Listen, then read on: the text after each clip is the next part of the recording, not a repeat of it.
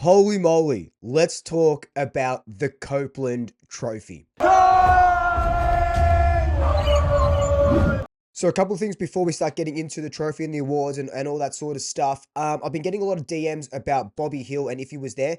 Bobby Hill was definitely there. I don't know who was saying that he wasn't there, but he was definitely there. I literally saw him taking photos with people. I was a bit too shy to go up and say hi myself. I wanted to sort of leave the players do their own thing while we were at the Copeland.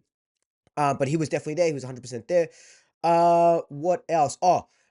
So how I got my ticket, just so we clears up anything, whatever it is. Put my name in the ballot. Didn't get drawn out of the ballot, so I was going to do a live stream.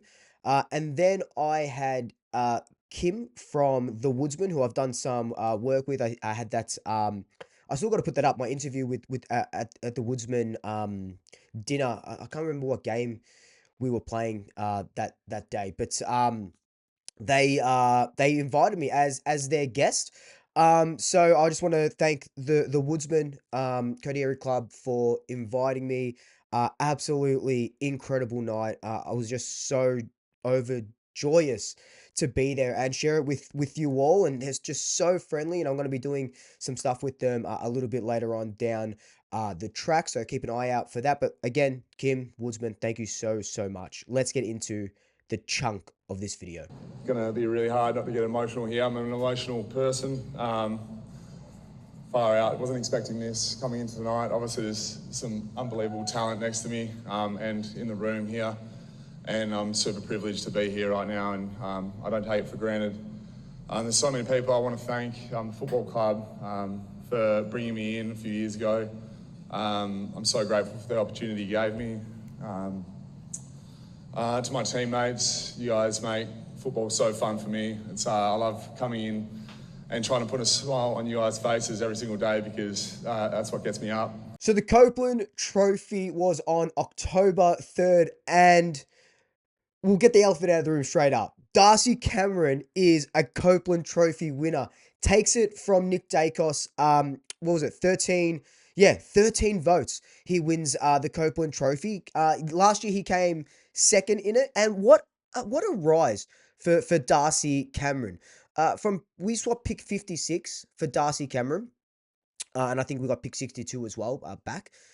Played one game at the Swans, was down in the pecking order under Brodie Grundy, and now he's a premiership player. Finishes second in the Copeland last year, wins a Copeland this year, and then he wins the Best Clubman award. How insane is that rise? It's a meteoric rise, and no Brownlow votes, right, at all this season. But he still wins the best and fairest, not in the All-Australian extended squad, as one of the best ruckmen in the game. I still think he's top 3 ruckman in the game. Just what he's able to do defensively and obviously in the ruck. But like, those marks down the line, the link ups, and he's actually a really good user of the ball. I think he's a very, very worthy winner. Now, before we go any further, I'm going to read out the Copeland voting system, and I'll put it down here if you want to read along. So, senior coach Craig McRae, together with senior assistant coach Hayden Skipworth, Matthew Boyd, Scott Selwood, and Jordan Roughhead. So that's 5 coaches. Award the votes after each match, including all finals. Each coach is asked to vote on every single player. Each player can receive votes between 0 and 4 on their overall impact of the game. The maximum number of votes a player can receive per round is 20 votes. And then this is what the tally looked like for the top 10. And we'll start going through the top 10. But I do want to reiterate something that I've been seeing a lot in the comments about Darcy Cameron winning. Like, yes, it was a shock. It was a complete shock. On Instagram, I said it was Nick, Jamie, Darcy, Josh, and Steele were my top 5. So it's a complete shock that Darcy won, but he has had such a consistent year. There were a couple of games where he was a little bit down on where he was previously, but it was still consistent. And it's just his impact on the team through the whole entire game. And, he's the main man. He's there all the time. So I am stoked for Darcy Cameron. I could not be more over the moon for Darcy Cameron. Then you have Nick coming in second. We all thought Nick was going to win. I obviously thought Nick was going to win and go back-to-back Copeland trophies. He's still only 22. And he was only 13 votes off. So what's that? 4, 8, 12. So pretty much 3.5 full voting, like one game. He was probably lost votes in one game. Like I think, and I said this about the Brownlow, Nick had a bloody great season. Was it as good as 23 and 22? Probably not. Still had 35 Brownlow votes, or sorry, 33 Brownlow votes, which is fantastic and incredible. There were a couple of games where Nick just wasn't as good, right? And that's okay. He's still 22. It is what it is, right? But to come second and get the RT Rush Trophy is huge. Isaac Quaynor in third place. He came from the absolute clouds. Like I've rated Isaac, and I've said it multiple times in my videos this year. He was very much the 2023 Isaac Quaynor coming back, and you saw that towards the second half of the year. Played absolutely phenomenally. So I'm really happy that he gets that podium finish. Jamie Elliott wins your best finals player for his 8 goals in the 2 finals, and then finishes in the top 5. So finishes 4th with the JF McHale Trophy. I thought he would be top 3, but top 5 is huge. The one that surprised me the most, Harry Perryman, number 5. He wins the Jack Regan Trophy in his first year. Now, Perryman, I said, and I might try and get the clip here where I said that Perryman is going to be the steal of our trade period last season. If I can find it, it'll be here. But if I can't find it, it won't be there.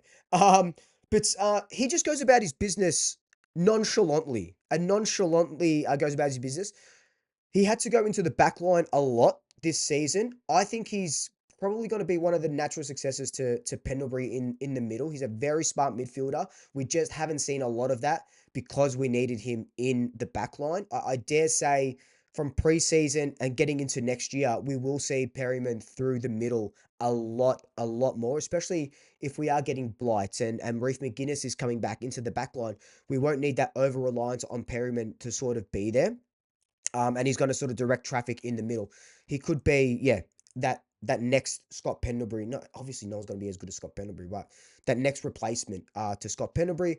Josh Dacos at 6, Sidebottom at 7, started off really well and then sort of petered out. Pendlebury throughout. Ned Long at number 9.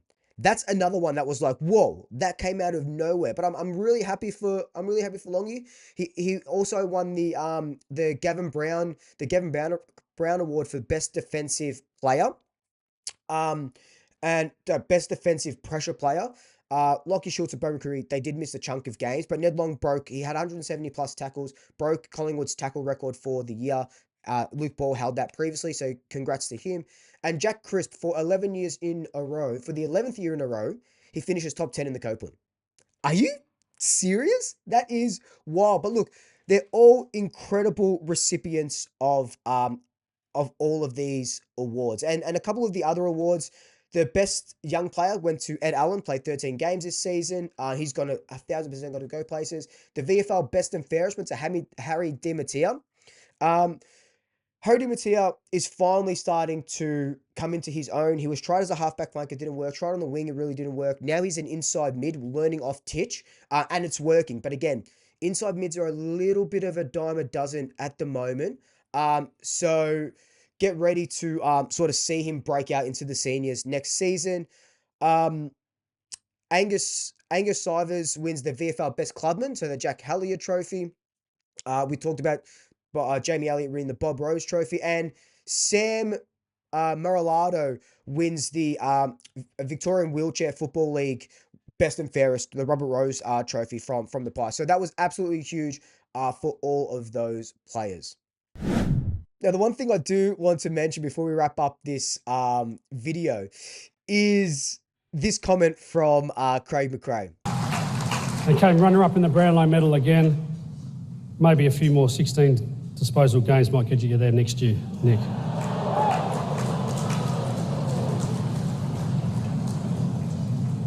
That's cheeky fly coming out. Now, very tongue-in-cheek, classic Craig McRae. And it was just like, you know, people like Gold Coast are ripping into him on Instagram and stuff, and people are classic Oppo supporters, you know, fucking hell. But it was just like, you're having fun. It's a best and fair. Like, this happens all the time. You know, it's a little bit of fun. And I think it's very ironic that Nick then finishes second in the best and fairest. So that was pretty funny. But I do want to finish off. I know I was going to finish it there, but I do want to finish off now just as a train of thought. A lot of Collingwood supporters I've seen in my comments are becoming, and I do this too a little bit. I don't even know where I'm trying to go with this thoughts. I'd love your thoughts on it. A little bit too Nick centric, especially with coming second in the Copeland. It's very like just should have won, should have won, should have won, should have won. Like, I understand that, but give plaudits to Darcy Cameron, because I'm seeing some people just not give him his plaudits and saying it should be Nick. And Nick's 22. He's got another bloody 15 years left in this game, and he's going to win 10. He'll finish his career with the most Copeland trophies ever in Collingwood history and the most Brownlows. He'll win 3 Brownlows. I absolutely guarantee it. Absolutely guarantee it. Darcy Cameron was just a little bit more consistent throughout the year and just probably had one better game than Nick Dacos. So you can kind of see a little bit why. But let me know your thoughts down below. What surprised you the most from the Copeland Trophy? But until then, like, comment, subscribe, tell your family, tell your friends, tell your pets, and until next time, double shackers. I'll swoop you later.